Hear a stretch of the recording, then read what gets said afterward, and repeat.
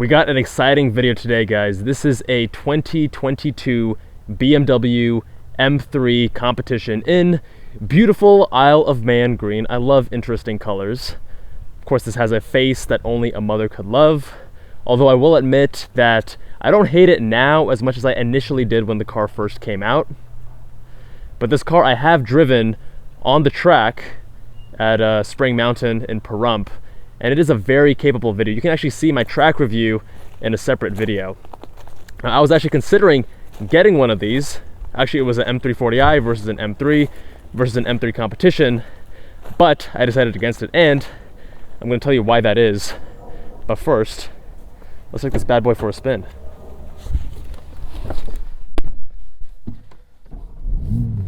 This car is really optioned out.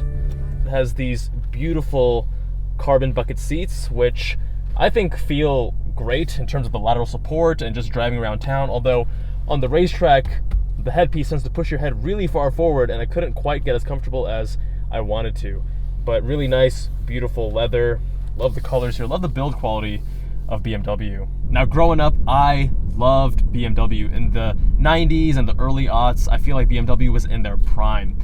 And although their styling has, for the most part, taken a downturn, the performance is insanely impressive.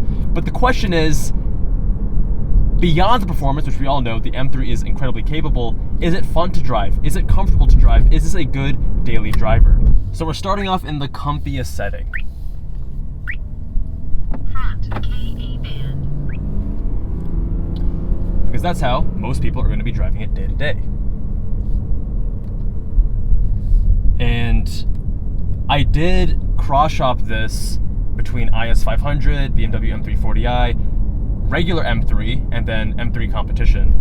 And driving the M3 and M3 Competition back to back, this is a much more hardcore car, significantly more hardcore. And it was actually too much for me because I already have a sports car. I want something that is comfortable. And this is, even in the softest settings, everything is in comfort right now. It's a rough ride. And, you know, the GR86 low center of gravity, it's not super softly sprung like a Miata, but it's certainly softer than this and more comfortable than this, which makes sense because this is a heavier car, and to get this to perform in the very impressive way that it does, you need to make it pretty stiff. So I do recall as well when I drove this and the M340i back to back that this has better steering feel. They're both pretty dead, but this is definitely better than the M340i. The whole car overall is just tighter, more taut, a little bit sportier, a little bit more razor edge than that M340i. Both very impressive vehicles in their respective classes. Now, the car weighs almost 4,000 pounds in this all-wheel drive or xDrive configuration, which is their all-wheel drive setup. The M3 is powered by a turbocharged 6-cylinder pushing out 503 horsepower and about 480 pound-feet of torque. And the engine is extremely impressive, although I will say that there's a good amount of lag, which does occasionally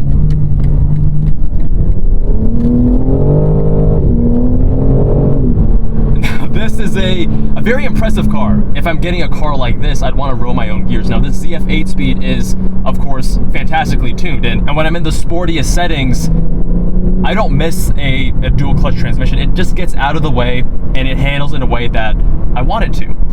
There's no delay, there's no sloppy shifting. The only thing I don't like about it is that when I get up to red line,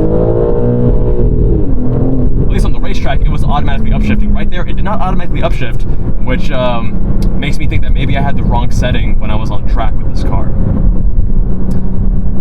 But this car is very playful, and the all-wheel drive system is actually quite impressive in this because it gives you the playful nature of rear-wheel drive. It's rear-wheel drive biased, but when you're pushing the car hard, it actually allows the front end to grip. So at lower speeds, you can feel a little bit of understeer as the front end grips, and then as you give it more throttle, it'll transition to oversteer.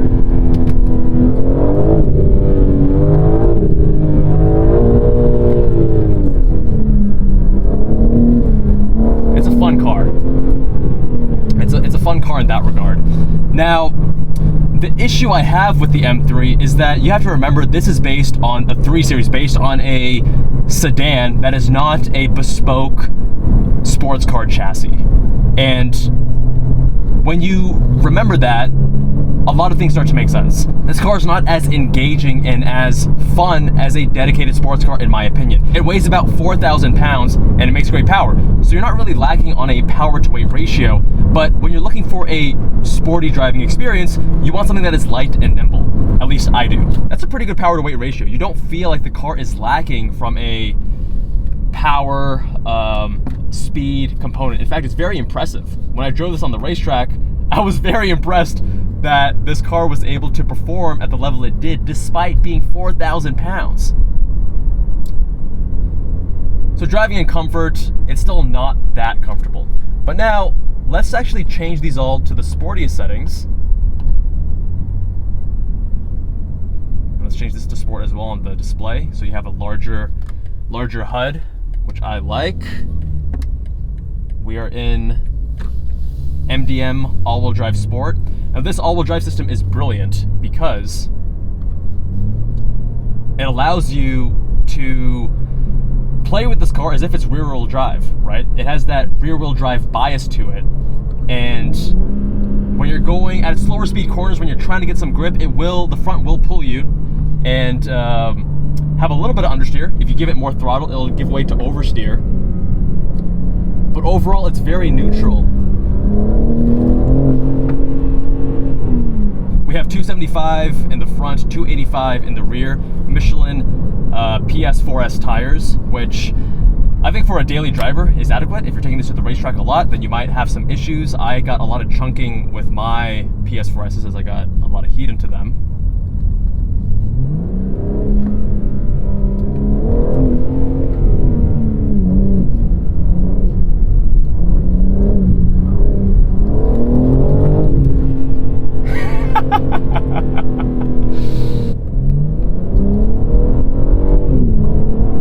The M3 Comp is a very impressive vehicle from a performance perspective, and if you wanted a single vehicle to do everything, go to the racetrack and also serve daily duties, I understand why a lot of people get this.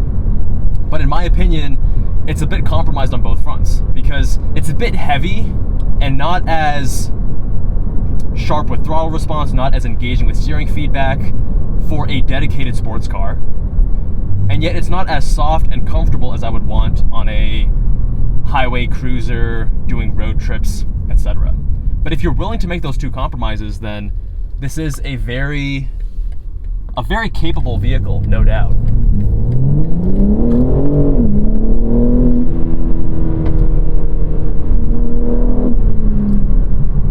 And the brakes on this thing, very impressive. Even on the track, when I was really hauling ass with this 4,000 pound behemoth, I had no fade. Great initial bite, great feel, great modulation. You're not going too harsh, it's not surprising you. It's very easy to get on the brakes in this car and have it behave in the way that you want it to behave. So to show you that lag I'm talking about, let's get it down into second gear. We're around 4,000 RPM. It's the slow surge.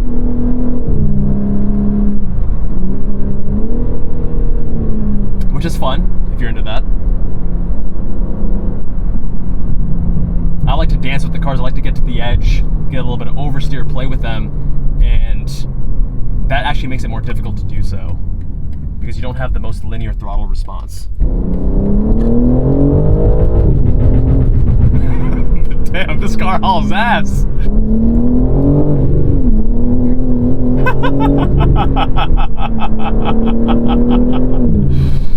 Oh, baby. Like, I get the car. I get why people love these cars, and I love them back in the late 90s, early aughts. These BMWs were like gold standard to me. I love BMWs. They were my dream car. I wanted an M3, and then when the M2 came out, I was like, yeah, the M3 is getting kind of big. Let me get an M2. But part of it is my priorities have changed, and part of it is that, you know, BMW has changed. And it's not, they don't make as engaging cars, I feel, today. However, the cars today are really, really impressive from a performance perspective.